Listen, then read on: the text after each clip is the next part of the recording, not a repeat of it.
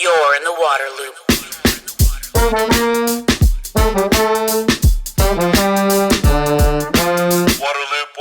Waterloop.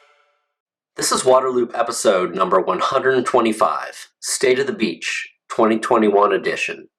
Healthy and resilient coastlines depend on action by states to properly manage development and prepare for climate change. While the Surfrider Foundation's 2021 State of the Beach report found only 2/3 of states performing at poor to adequate levels, 9 states did improve their scores from last year. The highest scoring states had strong policies for coastal building setbacks, restrictions on coastal armoring, limiting development in harm's way, and advancing progressive sea level rise policies, as discussed in this episode with Stefanie Sekich-Quinn, Coastal Preservation Manager at the Surfrider Foundation. Stefanie also explains why Gulf Coast and Great Lakes states have low grades, the role of the federal government in state actions, and how advocates can use the report to drive change. Before starting the conversation, I want to mention that Waterloop is a nonprofit media outlet that depends on your interest and in our funders and sponsors. Waterloop is made possible in part by grants from the Walton Family Foundation and Springpoint Partners. Waterloop is also supported through sponsorships by Hydroloop and High Sierra Showerheads. I'm going to talk briefly about these two companies that are advancing water sustainability and then start the podcast. You can also support Waterloop on Patreon. Thank you for listening. Waterloop. The Consumer Electronics Show is the largest and most influential technology event in the world. In 2020, water stole the show. That's when an in-home water recycling system called Hydroloop debuted. Hydroloop takes the water from showers and washing machines and then cleans it so it can be used again. Hydroloop was awarded Best of Innovation in the category for sustainability, eco-design, and smart energy, and also won Best Startup, Best Sustainable Product, and the overall award for Best of the Best, beating more than 4,000 competitors. Water tech is hot thanks to Hydroloop. With Hydroloop, you can use water twice.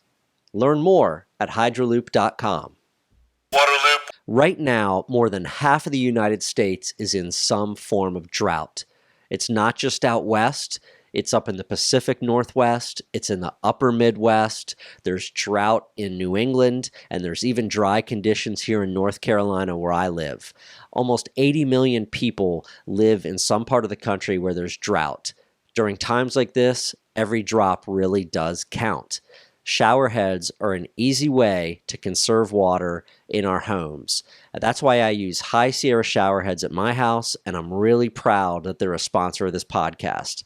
They carry the EPA WaterSense label for water efficiency and use 40% less water than conventional low-flow showerheads. They use just 1.5 gallons a minute. So what does that come out to? For every minute you're in the shower, you're saving 1 gallon of water. You take a 10-minute shower, that's 10 gallons of water you have not used because you have High Sierra showerheads.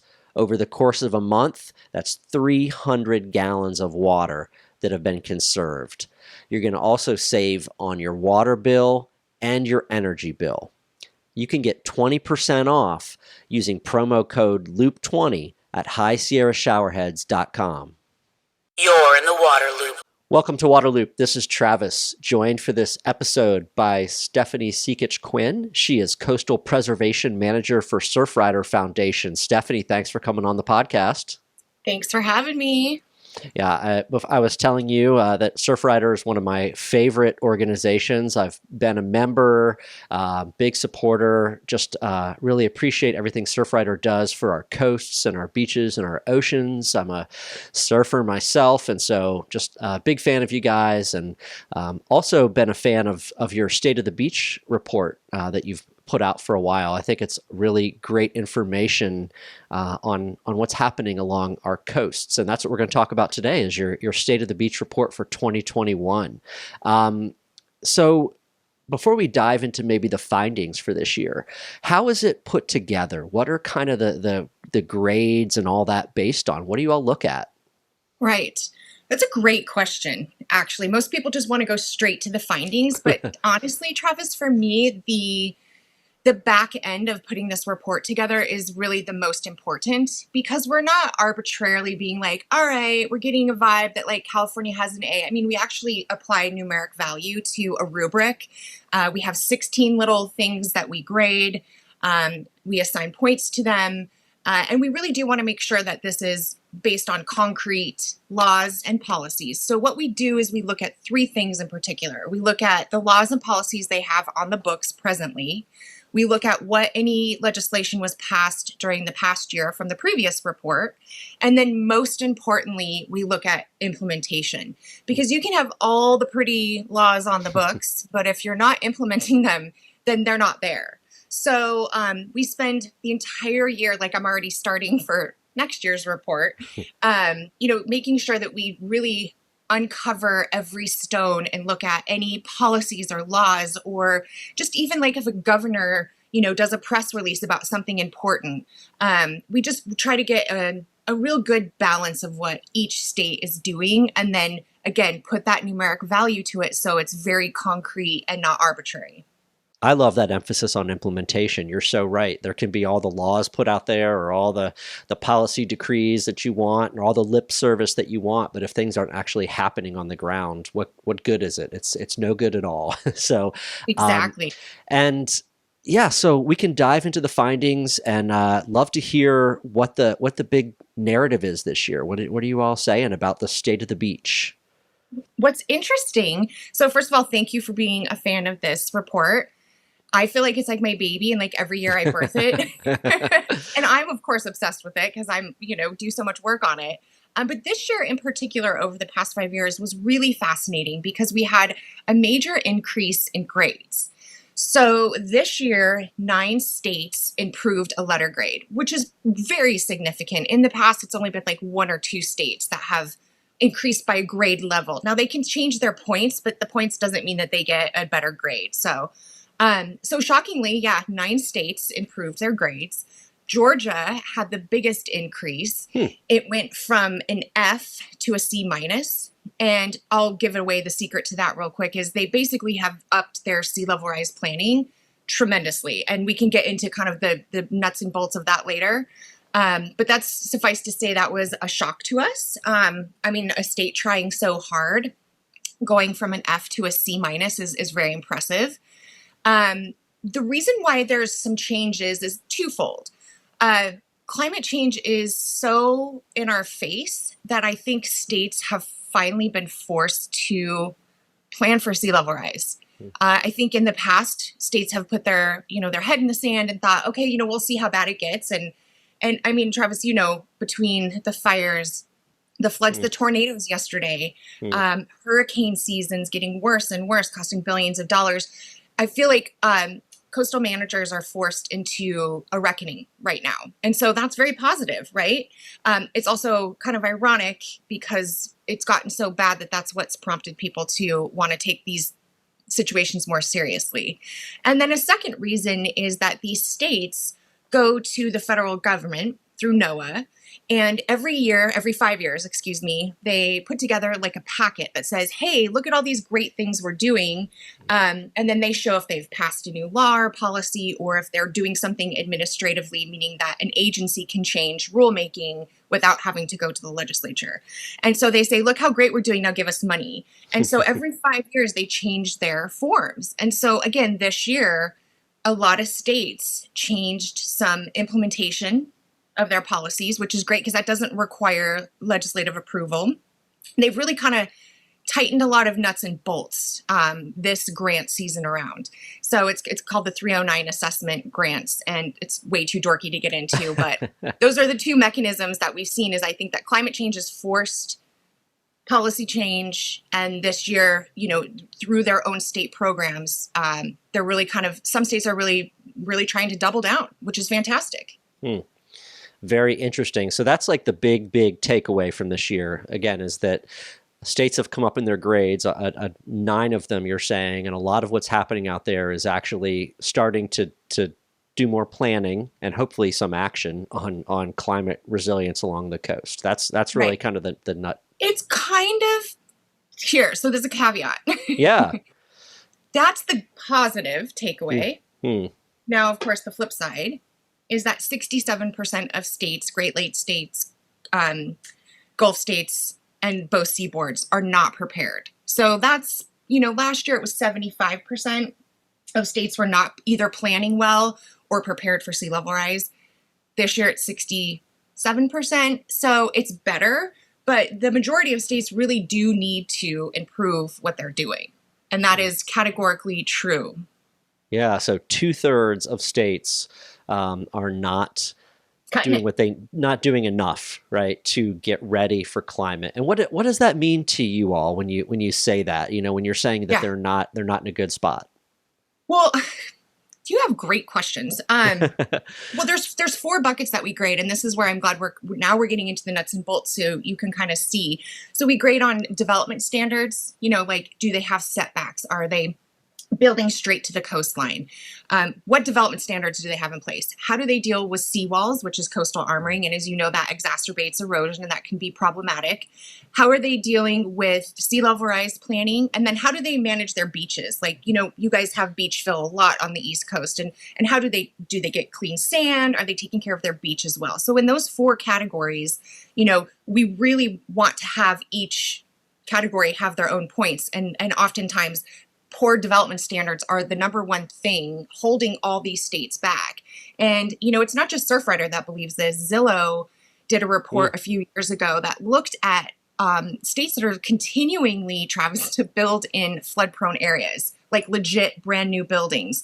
And it's pretty shocking that we are allowing this haphazard development to go into harm's way. So that, to me, that's the major takeaway, to be honest. And it's a really kind of nerdy one, but if we don't improve our development standards, then we're going to continue to have these perpetual problems, especially with sea level rise. So, the good takeaway is people are trying.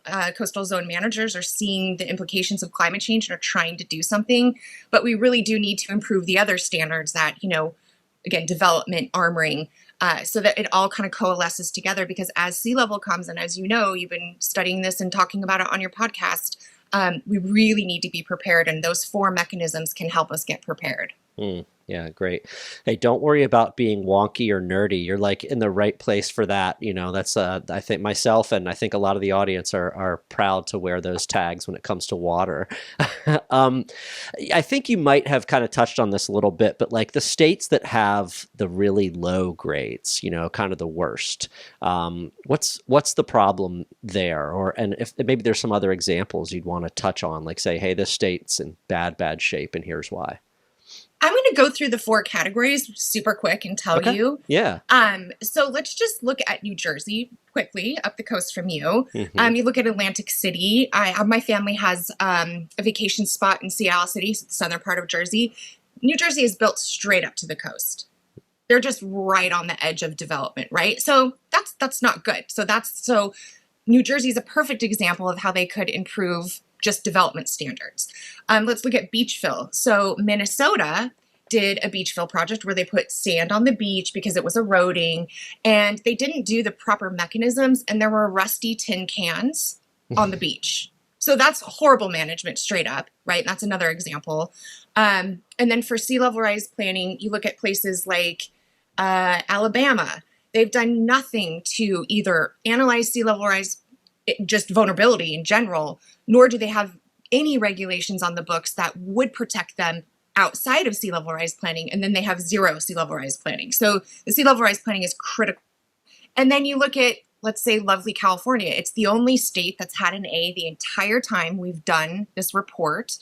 But they are really, some of our regulators are just allowing haphazard armoring to take place. And that is, again, problematic because when you put up a seawall up on your beach, it robs the natural flow of sand. And so, you really are taking public access away, or even sandcastle building, or if you don't really have proper armoring standards in place. So those are 4 examples in 4 different states where they need to improve what they're doing. And so it kind of really does shake down into the categories and where we see growth and where we see them languishing, really. All right. Thank you. The great examples. I do like to try to focus on the positive a lot on this podcast as well, because there is good things out there. We want to hold that stuff up. So on the flip side of that question, the states that are doing the best, that have great grades, what's going on there? Why did they get those good grades? Maybe some examples again. Absolutely. It's so funny because I was immediately going to transfer into the positive because I'm like you too. I mean, the climate crisis, if I tell you how much climate science I read on a daily basis, it makes me, Yeah. to shut And my computer. every story you see in the traditional media, it's just like bad stuff. And sure, it's out there and we have to know and be aware. But let's hear about progress too. Exactly. And let's highlight it. Like you said, let's hold it up because it gives examples for other whatever comparisons there is. So yes. So again, California was the only A for the whole time we've been doing this specific version of the report. And then this year, Maine and Maryland got A's. And what they did is they upped protecting environmentally sensitive habitat and habitat that will help buffer sea level rise. So they're really, again, not only just having great development standards, but they improved protecting open spaces, environmentally sensitive habitat. They doubled down again on sea level rise planning. I believe it was Maine had an improvement on how they're doing beach monitoring. So every year, these states are really improving all their 4 categories, and they're doing some of the hardest ones, as I mentioned, which is development standards and not allowing development in these special places. So that's a great example of what Maryland and Maine did. They both very much had similar tactics this year in terms of what they improved. You look at California, and we can really owe our beautiful coastline because if you look up and down our coastline, we don't really have the skyscrapers that Waikiki or Atlantic City has. I mean, we have proper development standards and setbacks comparatively to the rest of the country. And so that was passed in the 70s, and it's really guided how our coasts has been or not developed, really. And then the other thing about California, and not because I live in California, I'm saying this, but every single year, the legislature and the governor, they are taking on so much for climate change. It's absolutely amazing. And a majority of these legislative approaches are being passed and implemented. And that goes back to what we're talking about at the beginning is implementation. So, I think that's, if you need to have really the 3 mechanisms in place, you need to have your agencies like your Coastal Commission or whomever is the regulator on the ground. You need to have the legislature that's, helping pass laws and policies. And then you need to have a governor that is going to codify these laws and then ensure implementation. So California is really good. It's like the dorky school kid for having the best laws on the books and has for decades and decades. Yeah. Awesome. Well, Maryland is my home state, so I'm happy to hear them jump up in the rankings like that. That's good stuff. Turning to my adopted home state, I'm just curious about North Carolina. I live in Wilmington, North Carolina. So what's going on here where I am, so I can be informed? So honestly, North Carolina has been improving incrementally. Okay. So they're like the tortoise. They're like slow and steady and they keep moving. They're not languishing. They're not going back. They're not making leaps like Georgia. But they're trying incrementally to do so. However, it goes back to the sticking point of building in harm's way. The state is one of the most notorious for building in harm's way. And so until that practice ceases, North Carolina will continue to have problems. And it's not just the present moment of having good standards. What really is important to me is what is all of this going to look like when sea level rise is taking over our coast? Because it again, not to be too foreboding, but there's a lot of science that says these low-lying areas, and you all are kind of like sinking on the East Coast. You have subsidence, and your outer continental shelf is very different from us on the West Coast. So, the biggest sticking point there is development. They've actually done some great stuff with sea level rise planning.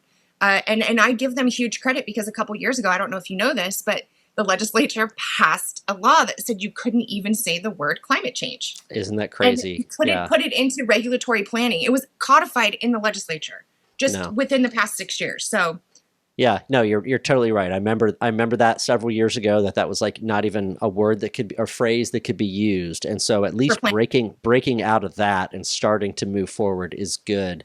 Um, but yeah, I mean, we've had a lot of these king tides lately this fall, right? And I've been out there and kind of at the beach in some different places when those have been happening and seen water where I've never seen it before, you know? So that's part of sea level rise combined with these king tides and some storms, and it's doing crazy stuff already for sure. That's such a really good point, Travis, because um, on the East Coast, you all have experienced 150% increase in sunny day flooding. And it is, and I love that you just put all of the elements that go into that cocktail. It's not just sea level rise, right? There's a bunch of, dynamics that are going into how the ocean is changing and how our weather patterns are changing because of, and it's making everything different. But yeah, it's interesting to see these king tides on the East Coast and how every year, because we have volunteers go out and document them. We work with the Light Hawk, which is an organization that flies people up and down the coast. And just in the 7 years, we've been really trying to document king tides. I myself have seen just an increase across both seaboards. Interesting. Some of the areas, the geographic areas that kind of got bad grades, if you will, the Great Lakes and the Gulf Coast. And I was just kind of wondering about insights into, why. Maybe not even like what those bad grades are about, but why is there a lack of progress when it comes to, doing what's needed to protect the coast in those places? It's a really good question. And I feel like there's a multitude of answers, but I'm going to make it slim. I feel like there's not enough political will in these areas to really push the climate change and sea level rise planning that needs to take place. And if you lack political will in your community, it's like pushing a boulder uphill. It's going to take a long time to do so. So it really does come down to, having your vote counts, right? Like Surfrider is a non-political organization, right? But, to ensure that we have decision makers in place that are going to get the political will to push these mechanisms. Another thing that's really important is finances, right? Some of these states just don't have the finances to hire planners or do vulnerability studies or whatever. And so, they're just kind of scraping by and they don't have the resources to do it. And then really, again, not trying to be political here, but the previous administration really hamstrung all of our states, our coastal states. And unfortunately, when you have that lack of leadership and foresight in places that already lack political will, they almost like slide back a little bit.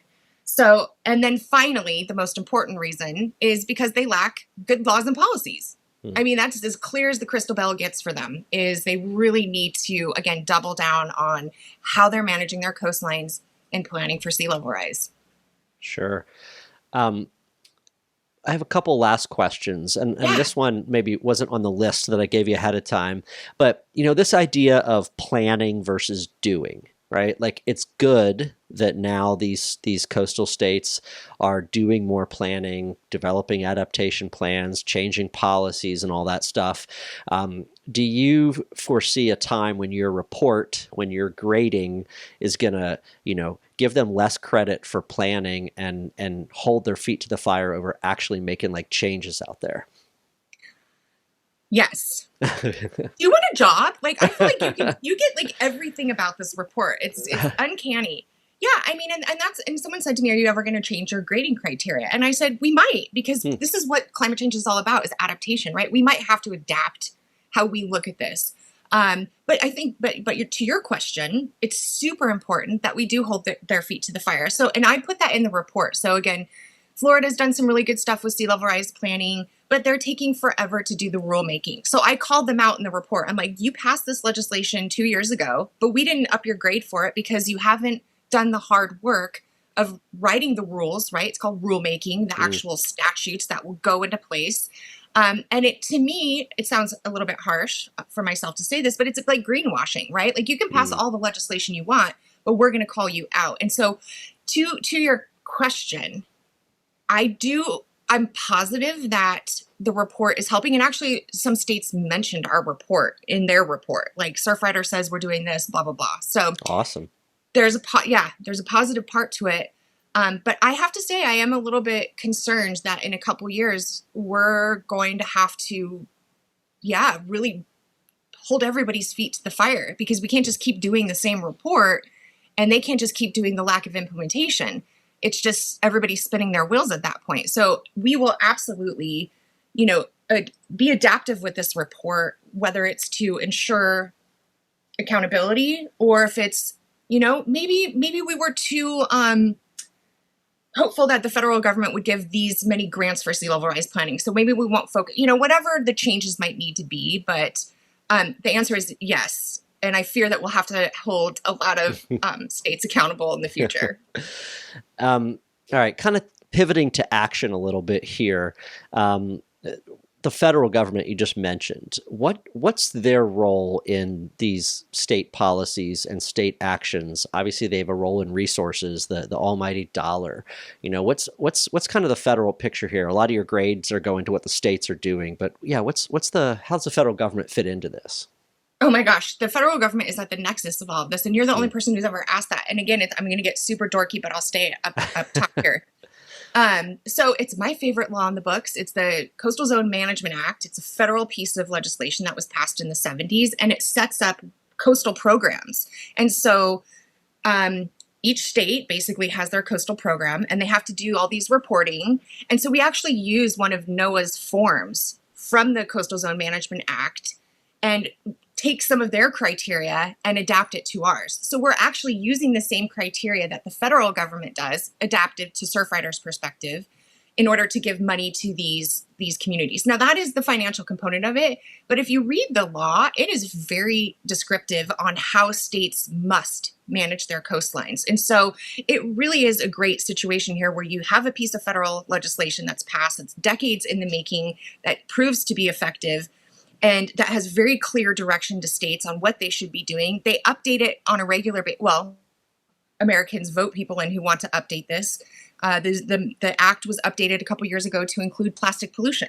In the 70s, we didn't have that problem. So it's really the Coastal Zone Management Act and NOAA that are at the center of this. I like to give the analogy, they're like the parents. They're like the grandparents, right? They're like the parents, like grandparents who let you do everything.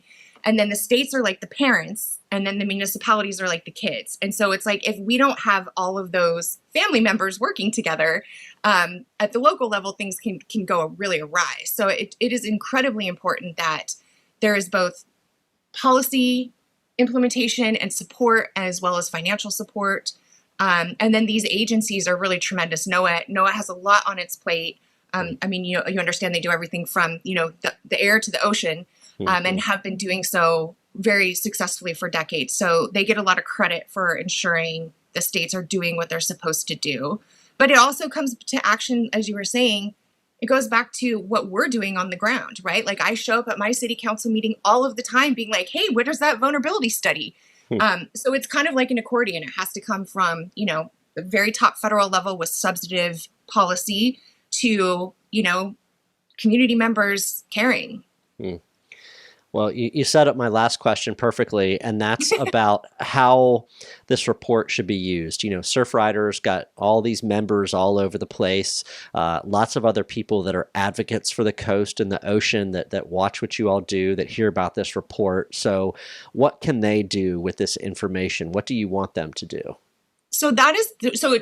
This report is meant to influence decision makers, but it's really meant for our community members. And so at the end of each state, we have recommendations that we say that the state should do. And inside the report, we say, use these recommendations, right? A letter to the editor saying, hey, I guess North Carolina has some lackluster development standards in place. Or go to your city council and say, hey, there's a recommendation in this report that I read that you haven't done a vulnerability assessment for our coastline.